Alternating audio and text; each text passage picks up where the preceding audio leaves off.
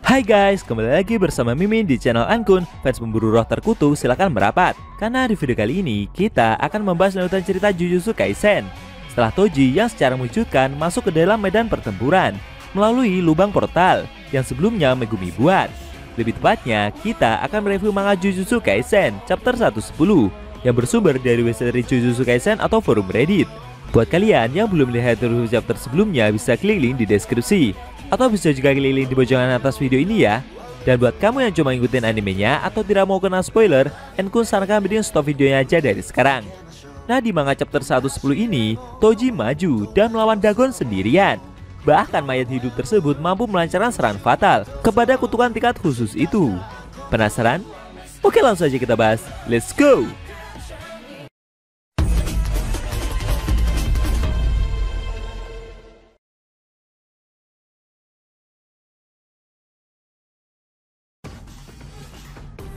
Judul chapter 110 kali ini adalah Insiden Shibuya bagian ke-28.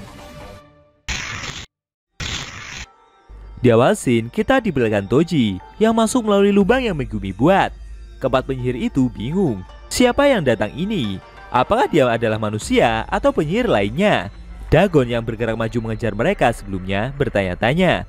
Barusan mereka berempat seperti mau kabur, tapi setelah itu malah muncul penyihir lainnya. Lalu dengan cepat, Toji segera merebut senjata terkutuk milik Maki. Maki sendiri begitu kaget. Gerakan yang pria ini lakukan begitu cepat, padahal tadi dia sedang berada di udara. Maki bingung. Kekuatan yang pria ini miliki juga begitu besar. Lalu dengan santainya, Toji melemparkan gadis itu ke belakang. Dan kemudian dia berjalan maju untuk bersiap menyerang. Maki sendiri yang seusai dilempar itu merasa ada yang aneh dengan pria tersebut. Dia seperti tidak merasakan kekuatan sihir dari orang itu. Dan dia juga mengaku kalah hanya dengan kekuatan otot saja.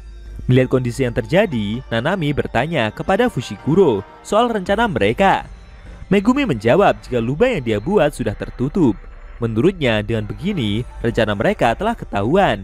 Dan pastinya juga kutukan itu tidak akan membiarkan mereka membuka lagi portal itu dengan mudah. Kakek Naobito yang melihat pria tersebut bertanya, bukankah dia adalah Toji? Namun Toji sendiri yang ditanya itu hanya diam sambil mengeluarkan aura mengerikannya tersebut. Kejadian itu membuat Naobito begitu kaget. Kekuatan dari Nen Ogami sendiri bisa dia gunakan bahkan setelah Toji mati, walaupun tidak untuk selamanya.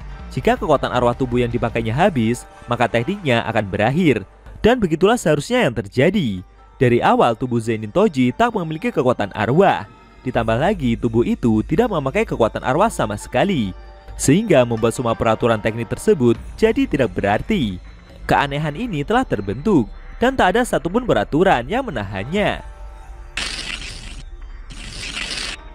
Sejak saat ini hingga tubuh Zenin Toji benar-benar hancur, dia akan terus bertarung tanpa henti, menyatu bersama dengan sebuah boneka pembunuh, dan tarinya akan selalu diarahkan kepada yang terkuat.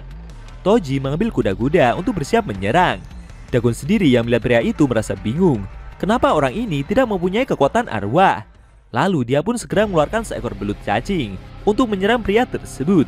Namun secara tak terduga, Toji berhasil menghancurkan cacing itu. Bahkan dia juga berhasil melukai Dagon dengan sangat parah. Kemudian Dagon melompat mundur untuk menjaga jarak. Dia tidak habis pikir dengan besarnya kekuatan yang orang ini miliki. Dengan sigap, kutukan itu kembali mengeluarkan Shikigami ikan-ikan dalam skala besar untuk menyerang balik. Tapi sambil memutar senjata terkutuknya itu, Toji terus maju dan menghancurkan ikan-ikan itu tanpa ampun. Dagon mencoba menganalisa. Orang yang dia lawan ini mampu berlari di atas air dengan mudah. Namun dia sendiri juga masih belum merasakan kekuatan arwah sama sekali. Tapi anehnya, kecepatan yang orang ini keluarkan terus bertambah. Ketika Toji bersiap untuk menyerang Dagon secara langsung, dari arah belakang muncul dua Shikigami kelabang raksasa yang mau memberikan serangan dadakan. Dagon berpendapat jika ketangguhan dan kekuatan yang orang ini miliki jauh berbeda daripada keempat penyihir yang dia lawan sebelumnya.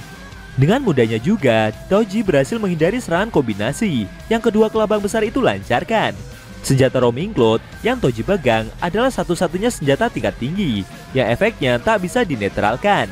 Ini adalah bentuk murni dari sebuah kekuatan. Ditambah lagi kekuatannya itu bisa bertambah tergantung dengan kemampuan sang pemakainya.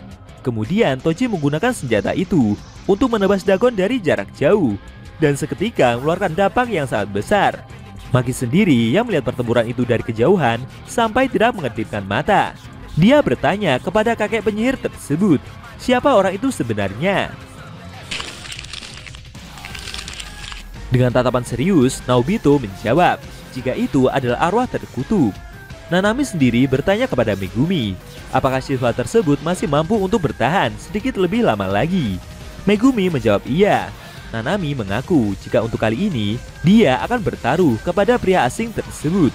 Di sisi lain, Toji sendiri yang masih bertarung itu memukulkan kedua ujung senjatanya secara terus-menerus, sampai membuat ujung jari senjata itu dapat berubah menjadi lancip. Kejadian itu membuat keempat penyihir tersebut begitu kaget. Mereka baru tahu jika dengan saling memukulkan roaming cloth akan membuat bentuknya jadi berubah seperti itu. Dagon yang sudah terluka separah itu bertanya-tanya, apakah dia akan kalah di sini melawan manusia yang tidak memiliki kekuatan kutukan sama sekali. Tapi di sisi lain, dia juga merasakan jika kekuatan kutukan yang bocah penyihir itu miliki telah melemah.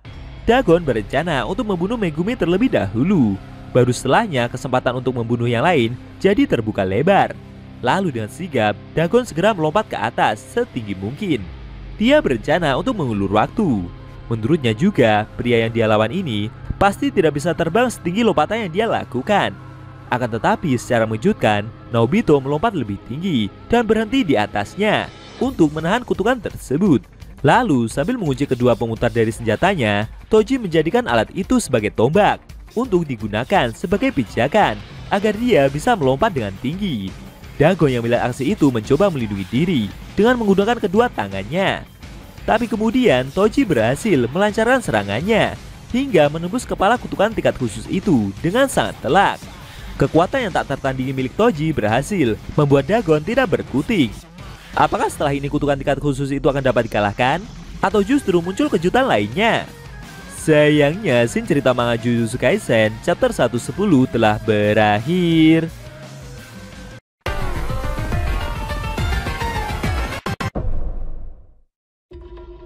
Nah, itu tadi review manga Jujutsu Kaisen chapter 110 yang ending scene-nya memperlihatkan Toji yang berhasil menusuk kepala Dagon dengan begitu telak dan membuat kutukan itu menerima luka yang sangat fatal. Bagaimana menurut kamu? Jangan lupa tinggalkan komentar kalian ya. Kalau mau nonton review sebelum atau selanjutnya, bisa klik link di deskripsi. Linknya udah Mimin taruh di sana kok.